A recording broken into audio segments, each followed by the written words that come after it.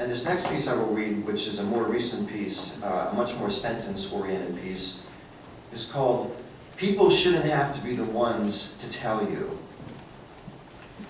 He had a couple of grown daughters, disappointers, with the regretted curiosities and the heavy venture of having once looked alive. One night it was only the older daughter who came by. It was photographs she brought, photographs of somebody she claimed was more recent. He started approvingly through the sequence. A man with capped-over hair and a face drowned out by sunlight was seen from unintimate range in decorated settings out of doors. The coat he wore was always a dark blue thing of medium hang. But in one shot, you could make out the ragged line of a zipper, and in another, you could make out a column of buttons, and in still another, the buttons were no longer the knobby kind, but toggles, and in yet another, they were not even buttons, just snaps. Sometimes the coat had grown a drawstring. The pockets varied by slant and by flat work. The father advanced through the stack of photos again. His eye this time was caught in doubt by the collar, a contrast of leather in this shot, common corduroy in that one, undiversified cloth in the third. And he was expected to make believe these pictures were all of the same man.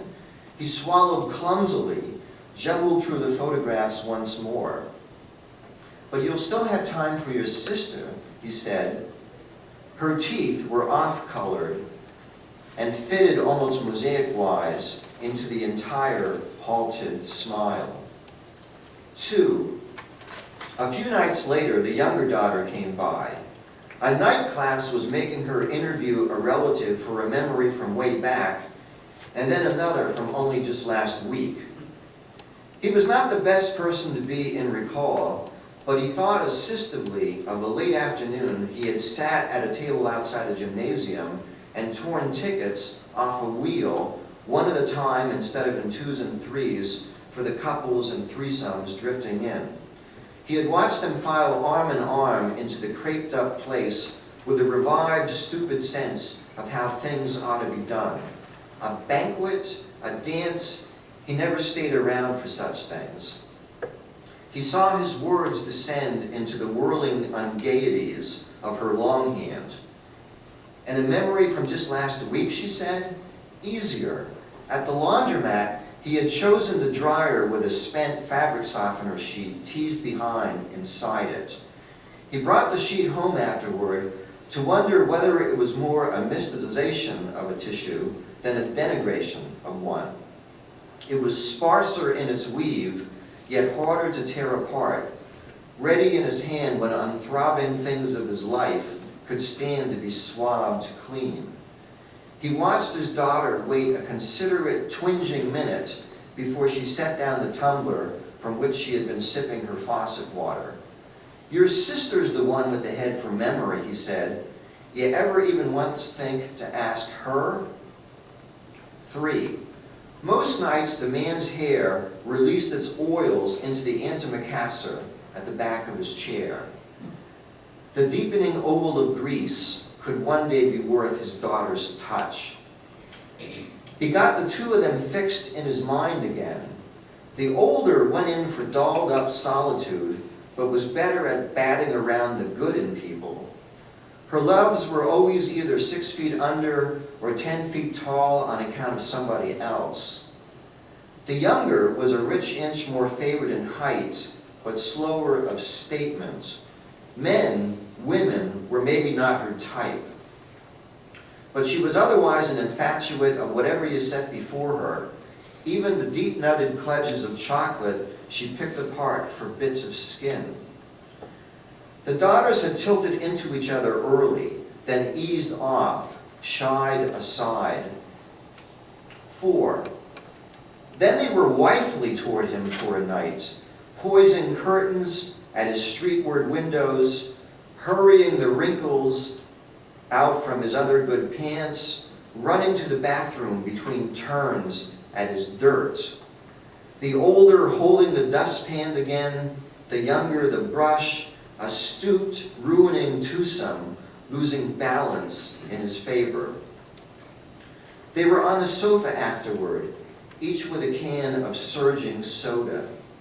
Third wheel, he said to himself, and went into his bedroom to sit. Were there only two ways to think? One was that the day did not come to you whole. It was whiffled. Things were blowing out of it already. Or else a day was actually two half-days, each half-day divided into dozens, each dozenth corrugated plentifully into its minutes. There was time. He sat, stumped. When he looked in on them again, they had already started going by their middle names.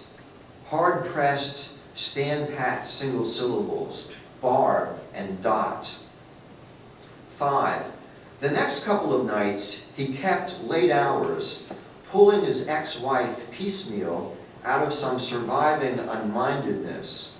The first night, it was only the lay of her shoulders. On the next, the girlhood browniness still upheld in her hair, a jewelried uprisal of it. The souse of the colognes she had stuck by. Budgets of color in her eyelids. The night it was the down trail of veins strung in her arms, he had had enough of her for him to reach at least futilely for the telephone. It was the younger one's number he dialed. It was a different, lower voice he brought the words up inside of.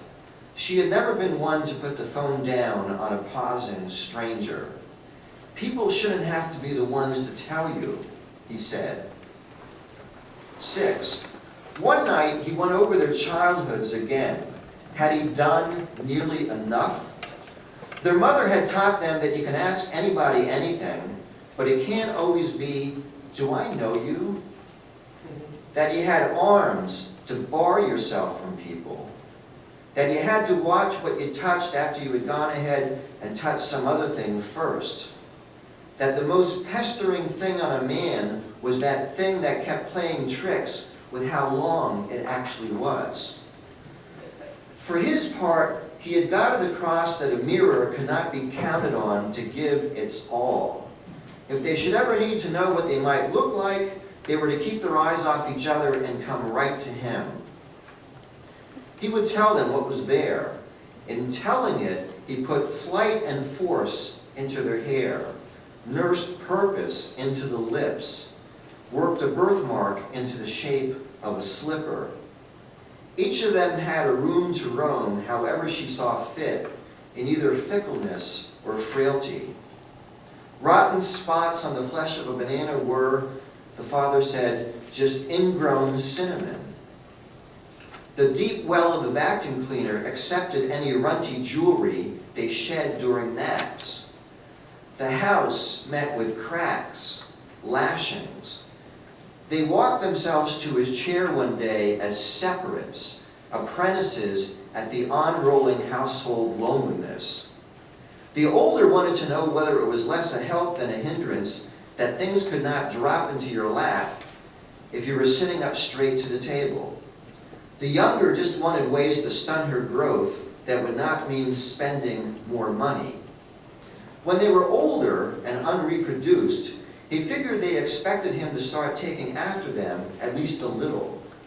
So he now and then let his eyes slave away at the backs of his fingers in the manner of the younger. He raised the older daughter's keynote tone of godly sorrow up as far into his voice as it deserved when it came time again to talk about his car, any occult change and how the thing took a curve. 7. Some nights he saw his ex-wife's face put to fuming good use on each of their faces. His failings, a waviness around all he felt bad about. Timid, uncivic behaviors that went uncomprehended. Before the layoffs, he had been a subordinate with at least thorny standing among the